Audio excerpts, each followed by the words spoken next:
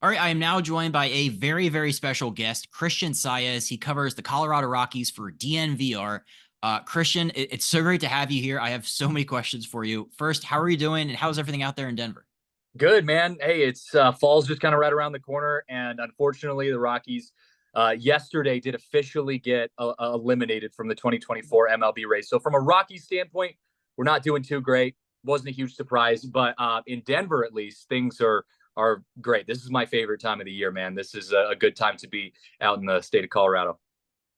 Yeah, it's on the bucket list to get out there for sure. Yeah, we'll talk about Coors Field and just like the ultimate fan experience that fans have out there. It's so cool. So I wanted to start by first like how I kind of found out like what you guys had going on over there at DNVR and the kind of content you already had been making. So I saw this headline. It was like Elias Diaz that the Rockies just like released him, and I was like, wait a minute. So I was like doing my Twitter deep dive, and I saw your video you made about it, and then I was reading more about the Rockies, and it kind of piqued my curiosity, and I saw that like their GM said Bud Black's on just like a rolling year-to-year contract. And I'm like, Yeah. this is the weirdest thing. I don't understand. So I wanted to have you on, talk all things rocks, give me a good perspective of what everything's going on.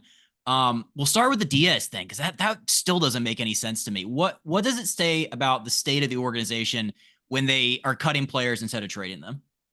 Yeah, well, so I thought the same thing, and I kind of went on a rant about it during our trade deadline because we have, the future of the Rockies organization is in their prospect pool, and we have a couple really good catchers. One who's actually catching for us right now, and Drew Romo, who we're kind of waiting in the wings, and we have Jacob Stallings, who's an old kind of veteran, not going to be a part of the Rockies moving forward after this year, and then Elias Diaz, who was the All-Star MVP last year, but kind of dropped off. And when you look at the Rockies as a team that's rebuilding, you just don't see him as part of that makeup of the team that's going to be a postseason team, hopefully 3-4 years from now. And so we all kind of knew that he was on the trading block during the trade deadline. And then the fact that he didn't get traded was a shock to pretty much everyone, because at this point it was like, I don't care if you get some pocket lint for this guy, you got to get rid of him. And they didn't. And so I kind of went off, feeling like, well, this is a missed opportunity. Like, literally, I don't care if you got just some no name prospect, like, you just need to get rid of him for someone. There was more information that came out in the weeks, after that basically said they did try to get, some sort of value, some sort of return for Diaz, and they couldn't get that. So they ended up just having to release him after that. I think it was the right move in the end, if they really couldn't get some sort of deal made for him at the trade deadline. Like, you had to clear up space for Drew Romo to come in, and to kind of start bringing in some of those young catchers. But it was weird, and I do think why Rockies fans and Major League Baseball in general reacted so dramatically is because the Rockies have a history of not making moves during the trade deadline. And there's nothing more frustrating to a fan base than a team that's not winning and not doing anything about it. And so I think it was just this story of like, why are we not making these moves? How are we supposed to get better through this? Pissed a lot of fans off, but they were able to end up getting to where they needed to go. Just unfortunately for the Rockies, it wasn't the most valuable return that they got, or any return that they got out of it. That's kind of where I went with it too, where it's just like it's kind of emblematic of just the way they operate organizationally, where it's cool they did him a solid. Like, I heard he's a great guy. Like, all the Yeah, pitchers were like really broken up when they had to get rid of him. So like that part's cool that he can kind of pick his own destination. I think he's on the Padres now. Could be wrong. he did. He got picked up by the Padres. Okay, which is great. So, he's probably gonna do the playoffs and everything. Good for him. But just like, can you give me a sense of where Rockies fans are with the GM? Because I've read a lot about him, Bill Schmidt. I read that some people like the fact he's tackled some of these larger issues head on. He's a build through the draft kind of guy, I think, but he's always talking about the foundation. What is the kind of sense right now in Rockies fandom with Bill Schmidt? Well, I don't think people are as upset at Bill as they are at the ownership, Dick Monfort and company. Um, Bill is someone that I think people like want to see a little more aggressiveness out of, but they're not necessarily hating on him. I think it's just the decisions that have been made that leave a bad taste in your mouth. Nolan Arenado getting traded away for pretty much nothing. Trevor Story, same kind of thing. And then picking up a guy like Kris Bryant, who maybe on paper was, someone that could come in and be the face of your franchise.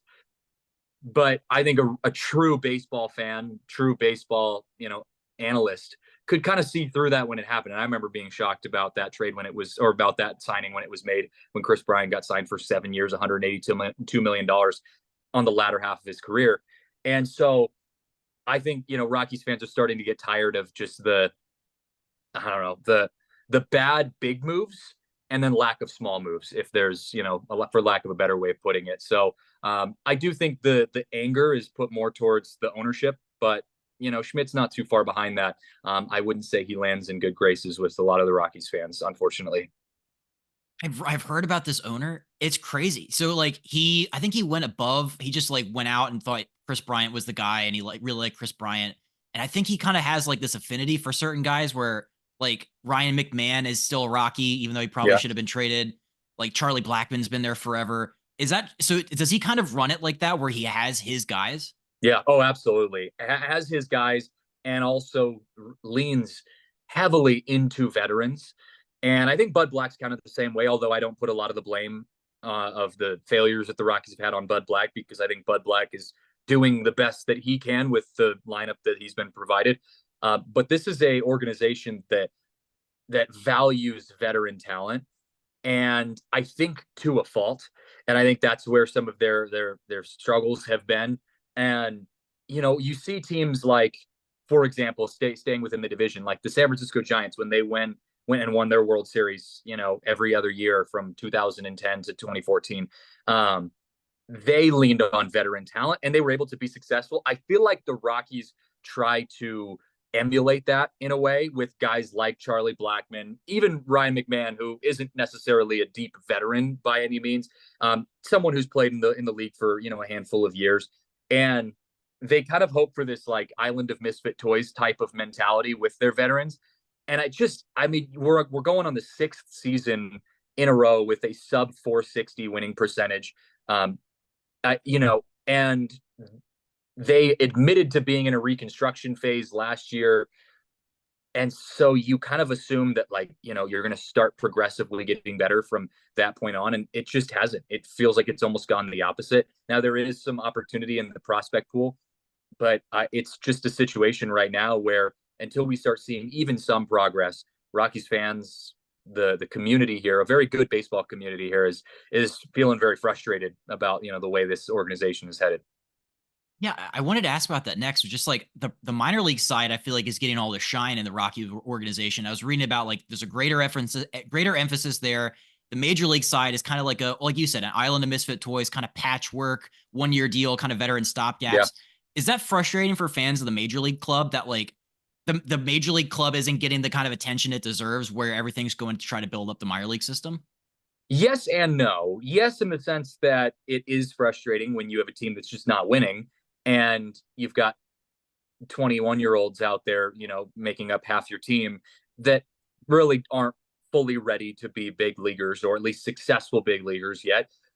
But the flip side of that is you're getting to see pretty much new players every day, it feels like, which is kind of fun. We've seen 11 MLB debuts this season for the Rockies, which is wild, the amount of new faces that we've seen, and guys that have come up very quickly to this organization. And so there's some excitement around that. There's this underlying sense of hope that you have every time a new guy steps into the batter's box or gets on the mound. You say, is this going to be the next Paul Skeens?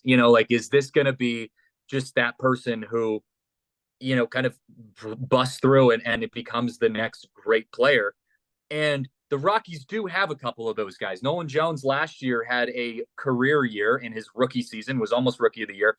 Well, was a contender for rookie of the year, has dropped off this year. But, he was one of those guys that just kind of came out of the blue. Brenton Doyle, a young center fielder who's on pace to possibly get his first Gold Glove this year, probably be an all-star if he keeps it up next year. A guy like that, I think the Rockies can lean on as a franchise player for years to come.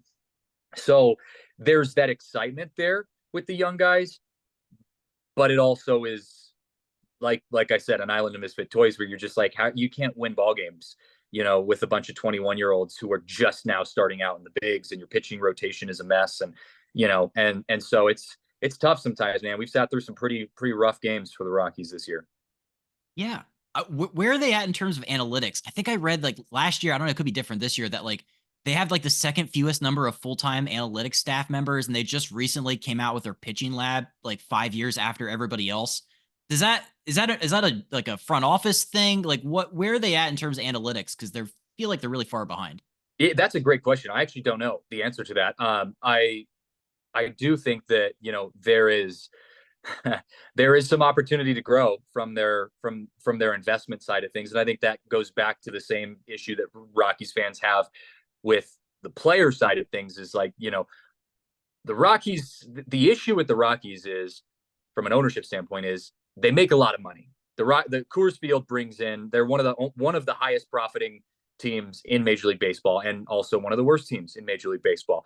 And so, from an ownership perspective, it's that idea of like, why do we want to put more money into this team if we're already making a lot of money and people are still showing up? And I don't necessarily know if that's happening, but that is what it looks like from the outside. And so I know from experience that there is a lack of investment into some of the little stuff that goes on behind the scenes within the Rockies organization. I don't know about the analytics side of things. That's something I'd have to do some digging on, but I wouldn't be surprised given, some of the other types of things that I've seen just from an investment side of things. So that makes so much sense. Yeah, right. Because I saw Coors Field is top 15 every year in attendance, regardless of record. Is that just because Coors Field rocks? What's that all about? Pun intended. Yes, it does. Yeah. Yeah. I mean, it's one of the best, venues for baseball. And I think, and again, I'm biased because I live here and work here, but I didn't grow up here. And so I got to come in here with a fresh set of eyes and see it. And I grew up on the West Coast, where we have some pretty good ballparks, in the Bay Area, in Seattle, and, San Diego, places that are known for having some really good stadiums. Coors Field is incredible. The weather is incredible 90% of the summer. It's just a great atmosphere. And I will give ownership and management credit. They set up the stadium in a very fan-oriented way.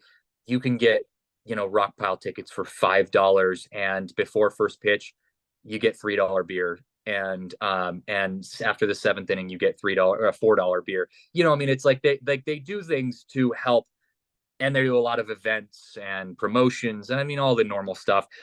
But I also think Denver is a baseball city, and it's weird because I wouldn't have thought that until I moved here. And I have a lot of friends, and my wife is from Colorado, who grew up here and got to be a part of the World Series run in 2007, part of Rocktober in 2018. And this city it goes all out for their sports, in all sports: Broncos, Nuggets, Avalanche, and Rockies. And it's unfortunate that the Rockies, can't kind of get up to that level. But it is a team that when you play a team like the Orioles, who are a great team, or the Dodgers, you get to see Shohei Ohtani, or with the Orioles, seeing Jackson Holiday, son of former Rocky Matt Holiday, people show up. You get 45 to 50,000 people showing up to Coors Field. And, it's like that pretty much year round. It's fascinating because some of these other teams around baseball that have fans are kind of disgruntled with ownership, they kind of take it out in terms of the attendance, where, the White Sox and the A's, they have 5,000 people show up because they want to show people that hey, what you're doing is not okay. Yeah. And then the Rockies, it's interesting because I got to go to a game at Coors Field now, because that sounds like the coolest place ever. It is. It's a nice place. And you're right. I was listening to a phone call, a call in, a caller was calling this radio show. And it was actually in Seattle, but he was going off about the Mariners. But there was a lot of overlap to what's going on in Colorado, where, this caller was pissed, and he's saying, we show up and we sell out, what is it, T-Mobile Stadium now in Seattle every game, because we've got fireworks and they get bobbleheads and they do all these super fun promotions, and we all show up and we pack the stadium, and night after night, they get our hopes up, but management still can't figure out a way to actually put good product on the field. Now, Mariners are a totally different, thing altogether. But there was some overlap to me in the comparison with, the Rockies, because I think it's the same kind of thing. Ownership sets up this really nice casual baseball environment where you don't even have to be a baseball fan. It's just a social outing. You go for less than $20, you can get 2 beers and a seat and enjoy just being outside with some friends for a couple hours. And that's a beautiful way to spend your Saturday afternoon, whether you like baseball or not. And Denver as a city is not the type of place that's going to be like a New York or a, Philly, that's going to hold their ownership accountable by not going to games. Like, we're still showing up, and so I appreciate it because it makes my job a lot more fun when I get to see a losing team that's got 50,000 people in the stands. But I do think there is a lack of urgency on ownership's part because of the amount of money they're making off the fans. Never thought about it like that, but that makes so much sense. You mentioned something about Bud Black earlier, a bit about, and this is kind of like what I've seen just in doing research about him. It's just like the overwhelming sentiment is it's not Bud's fault. I did a video about this where I was like, this guy's lost. This is 6th straight losing season. He's about to lose 100 again. Like, what's up with that? And everybody overwhelmingly in the comments said it's not Bud's fault. Can you kind of paint me a picture of Bud as a manager and why that criticism is not valid?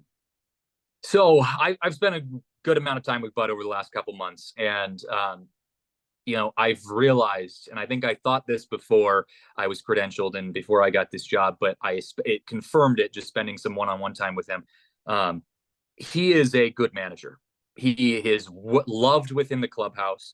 The media respects him and appreciates him. The fans across the board, for the most part, appreciate and respect him.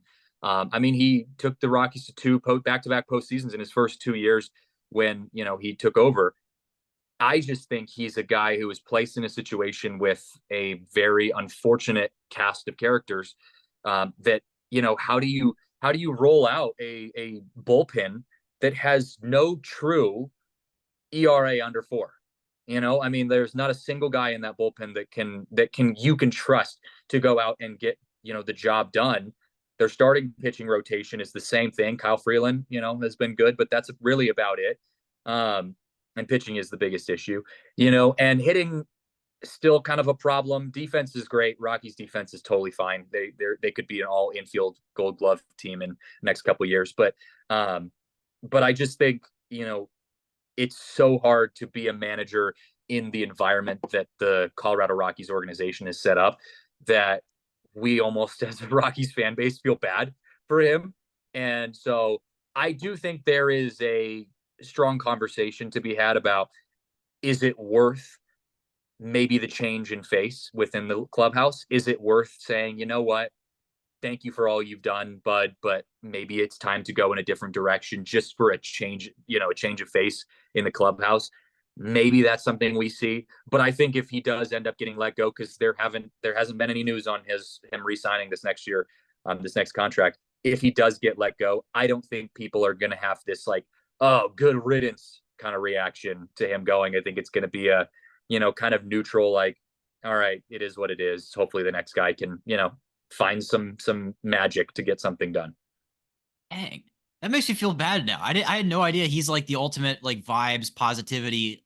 Those kind of managers, I feel like the ones that like usually ride it out through the losing and have the opportunity to see that through. I would hope that's the case. I know he's 67, but the rolling year to year contract part is really what threw me off when I read that headline, because I'm like, that just makes it seem like the ownership and the GM just like it's not a Bud fan, that they're like they can't commit, or is that just like we'll see how it goes? I think they are. I actually think they really like Bud.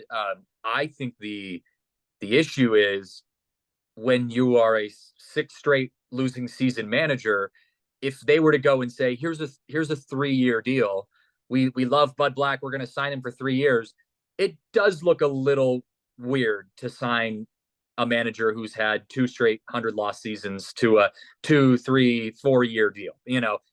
So I think that's why it's them playing it safe. It also keeps the option open for them to kind of have a fall guy. But I said this on a podcast the other day, and I was saying, like, if they are to let Bud Black go, if Dick Monfort and Bill Schmidt say we want to go a different direction, there's no longer a fall guy if the Rockies continue to lose. because they have set the goal, the deadline for 2026 being the year that the Rockies are supposed to be with the prospects that they have. It's bold, but they're setting 2020. They had set 2026 as that deadline of like, we need to be a wild card team by then, at least.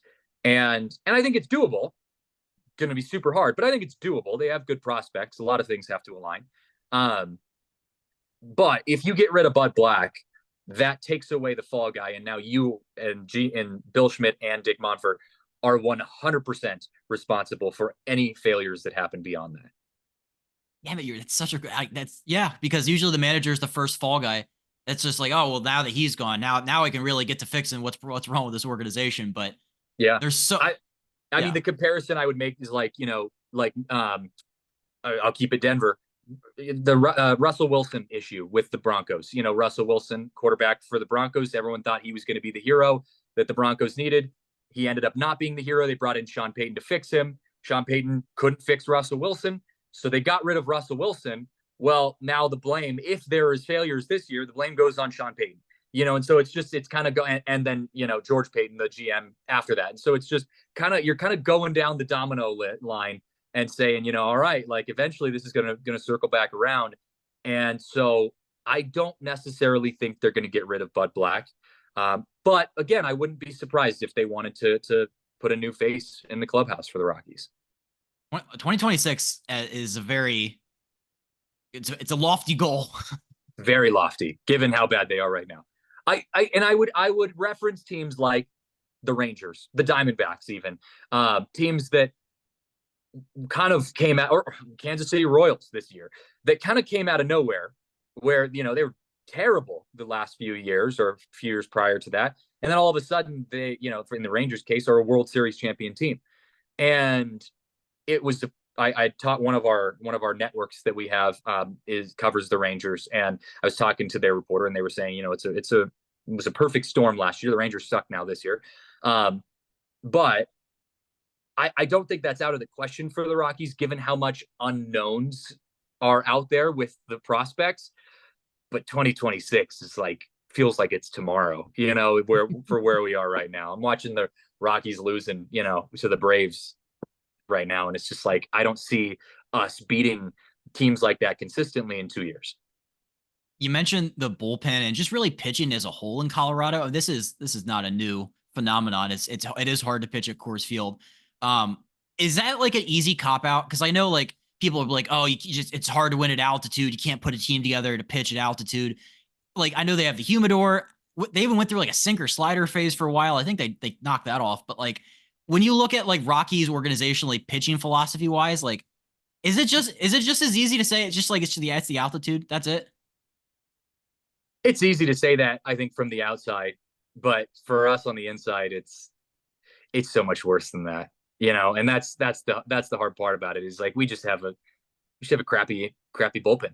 I mean, that's the truth of it. And I think there are pitchers that can compete, whether you're pitching at altitude or not. And here's the part that is worse for me.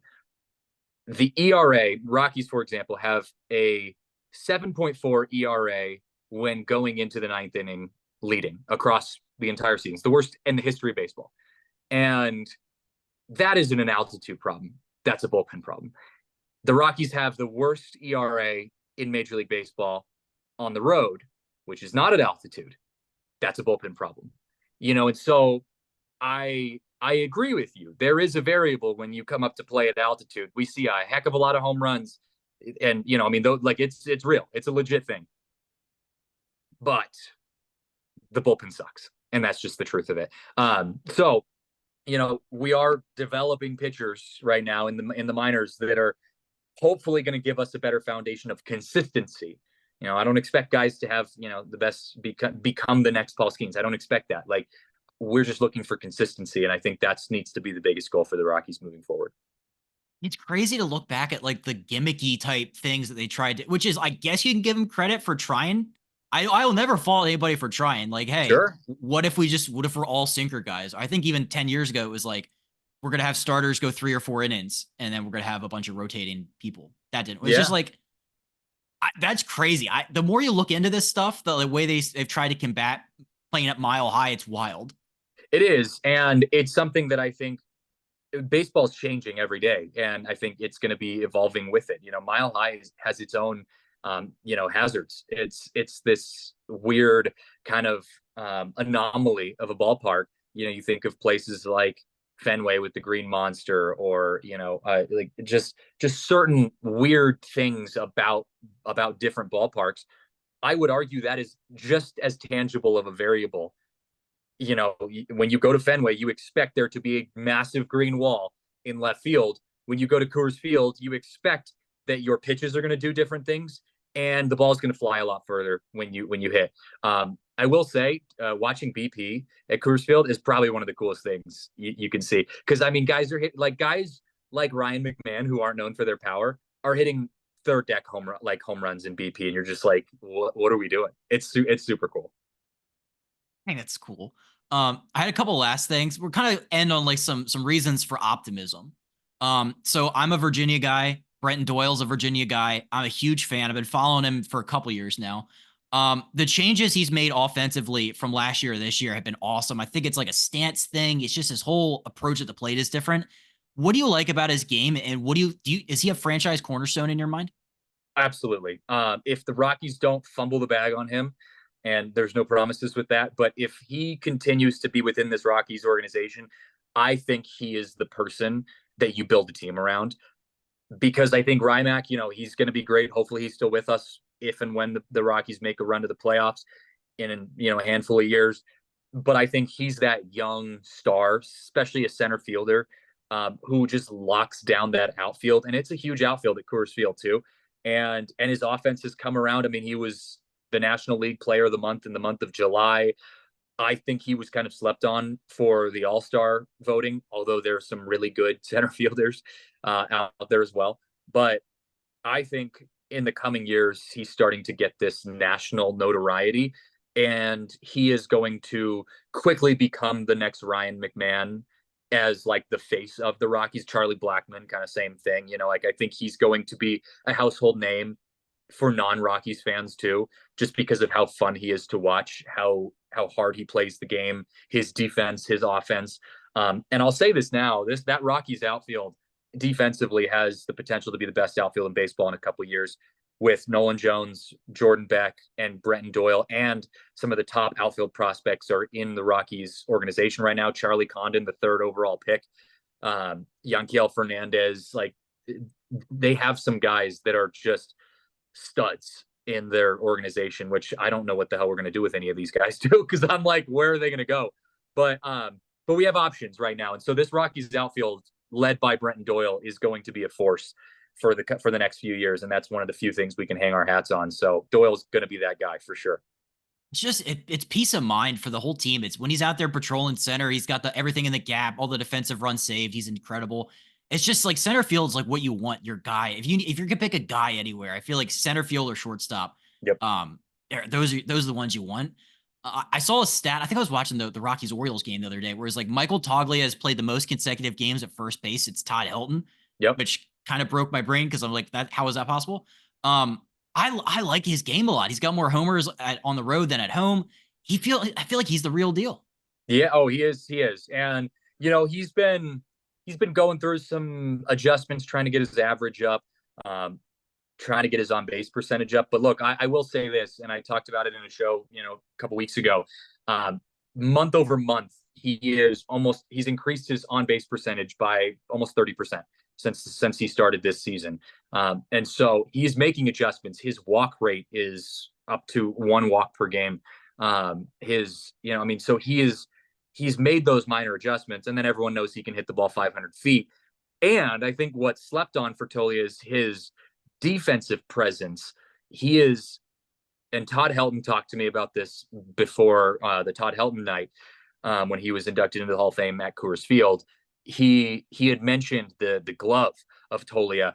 Tolia's numbers haven't quite got there yet. He hasn't had enough run time in the bigs yet, but he moves like a middle infielder, even though he's 6'7", 200 plus pounds. He has quick feet. We saw last night in the Braves game, he made a diving stop and a nice little flip over to the first baseman. Like he is going to be, I think, a possible Gold Glover in the coming years as well. And so I think he's one of those pieces. And I say to Rockies fans, right now, the Rockies organization needs to be checking boxes. You need to be saying, who is your center fielder? Brenton Doyle, check that box. Who is your third baseman? Ryan McMahon, check that box. Michael Toglia, I think, has checked the box as the Rockies' future first baseman, and they love him. He's playing well, and he's young. You know, he fits the rebuild. So I'm a huge fan of Toglia. And isn't it what he wouldn't have gotten the chance to play if Kris Bryant like didn't go down? Wasn't that like it was his replacement for the fact that like Kris was supposed to play first, he gets hurt, now we get to see this guy? Yep, I mean pretty much. And I don't know where Kris Bryant fits into a lineup for the Rockies moving forward, because your DH is held down by Charlie Blackmon, who's going to get put at DH pretty much the remainder of this season. And then next year we've got some good bats that I don't know if you want to put him, you know, in the DH spot moving forward. And Tolia's locked down first base. I don't see a world in which Kris Bryant isn't anything other than a DH. You're not putting him in that outfield either, given how good the outfield is that I just said. So Toglia, you know, was a kind of silver lining that came out of the Kris Bryant thing. But Kris Bryant, that's going to be an interesting storyline when he gets healthy again, because, you know, the Rockies are paying him a ton of money. No one's going to trade for him. You're probably not going to release him, because that just is admitting defeat. And I know their front office won't do that. So I don't really know. I mean, Kris Bryant has, I could count on one hand how many home runs he's had, you know, for the Rockies since he's come up to Coors Field. So I just don't think he's going to be that guy. I think he's going to be a huge weight in the Rockies' pocket financially moving forward. And they're going to end up probably going with a 39-man roster, just with Kris Bryant kind of being that maybe a good pinch hitter, you know, in certain situations moving forward. All right, last question. This is an old story, but what was your take when Kris Bryant said I should have looked more in depth at like the prospects before I signed here? Was that, first of all, was that a real thing that happened? I forget if that was like maybe taken out of context, but what was your take on that? No, he said it, and it Okay. was pretty straightforward. I learned about it recently, actually, because like I said, this is kind of my adopted team. But when I heard about it and then went back and watched it, actually listened to the interview and saw the soundbite and all that kind of stuff. Yeah, it wasn't taken out of context. He's bitter, man, and I try to be as positive as I can, because I think there's so much negativity around the Rockies and what's going on in the organization. And there are a lot of positive things to talk about. Unfortunately, Kris Bryant just is not one of them. And he doesn't have like the great rapport within the clubhouse with the guys. Like, he kind of keeps to himself. He doesn't talk to the media, which is fine. He doesn't have to. But he just hasn't embraced the city of Denver. And again, I'll go back to the whole Russell Wilson comparison, just because he was here. Like, Russell Wilson embraced Denver when he came to the Broncos. Like, he worked his butt off to be successful, no matter what you think of the guy. Like, he worked super hard to be the guy for the Broncos, and fate just had it going a different way. I think the reason Rockies fans are so pissed off at Kris Bryant is because it feels like he just hasn't embraced the city and the team and the fans in the same way that, you know, we were hoping to embrace him if he had put that same energy in there. And there's just been no effort put on his front to getting to know, you know, the fan base and to letting the fan base get to know him. And so he said that, and I think he meant it. And I think from that point on, it was just like, you know, unless you go win us a World Series, dude, the Rockies fans are kind of over it. Okay. Well, I hope he does. There's still so much time. Hey, you know, spin zone, you got a lot more time to figure it out. You know, he does. Yeah. I just don't. I mean, he's in that place now where, like, I mean, he slides into second. You're like, are you going to be okay? You know, like, and that's, I think, where Rockies fans are at, where you're just like, I don't, you know, I mean, he's on the older side. He's been plagued with injuries on every front, wrist, arm, back, you know, I mean, like, all of it. And so I just don't know what his longevity is. I think best case scenario for Kris Bryant, he gets into a position where he can be a consistent and competent pinch hitter for you. I think the Rockies do have some really good bats that can fill into that designated hitter spot moving forward. And so I think, you know, you would end up having Kris Bryant be a very expensive pinch hitter that you put in late in games when you need it. But to me, that's best case scenario. But we'll see. I mean, he's a big price tag. So, you know, I think they're going to probably try to play him more than that. I just don't know if he's going to have the longevity and consistency to do that. Gotcha. I have learned so much about the Colorado Rockies in 35 minutes than I ever have in my entire life. I'm such a fan of the way you break it down, dude. You're so talented at what you do. Like I'm watching Rockies games now. I'm gonna, Oh, I'm, jeez. I'd be impressed if you were watching Rockies games from here on out, man. Hey, that's look, they have some fun games here or there. They do. Like I said, we'll take as positive spin. They've got a phenomenal defense. Rymack is incredible. Ezekiel Tovar at shortstop, could be a Gold Glover at some point. Toglia, same thing. Their outfield is solid. They're a fun team to watch defensively. They've got some good bats. Pitching staff just needs to kind of come around, but I do think their prospects and their farm system gives us an opportunity to be hopeful in the coming years. And I'm not saying they're going to make playoffs by 2026. They also happen to play in the hardest division in baseball, but you never know. Yeah, it's third wild card. You never know. Third wild card. This has been incredible. Please tell everybody where they can follow you, where they can listen to your podcast, how they can follow along. This has been incredible. Yeah, of course, man.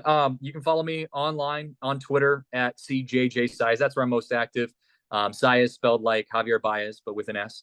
And then you can follow the pod DNVR _ Rockies, DNVR. So Denver without the vowels _ Rockies on Twitter. And just if you need anything Rockies wise, man, I'm happy to help. We might not be too much this season, but like I said, one day they'll figure it out. I have faith.